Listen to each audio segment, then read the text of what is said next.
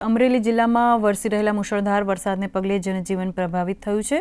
જિલ્લાના ધારી સ્થિત ખોડિયાર ડેમ સહિત સેલડેડુમલ, રાયડી અને ધાતરવાડી જેવા મુખ્ય જળાશયો ઓવરફ્લો થતાં તંત્ર દ્વારા સુરક્ષાના ભાગરૂપે દરવાજા ખોલી પાણી છોડવામાં આવ્યું છે।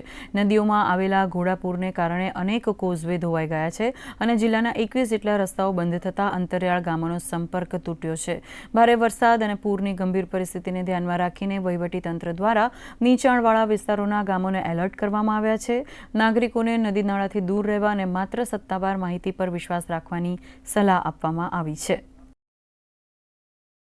લગભગ છેલ્લા 2 દિવસથી અવિરત વરસાદને કારણે અમરેલી જિલ્લાના જળાશયો અત્યારે ભરાઈ ચૂક્યા છે।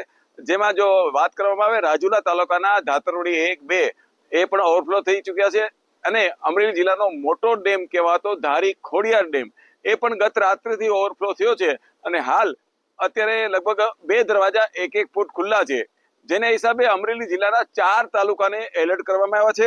અમરેલી જિલ્લાના 4 તાલુકામાં બગસરા છે, કુંડલા છે, લીલિયા છે અને એની નીચેના લગભગ 35 થી 38 ગામ અત્યારે એલર્ટ પર છે અને તંત્ર દ્વારા તમામ લોકોને સાવચેત રહેવા કહેવાયું છે।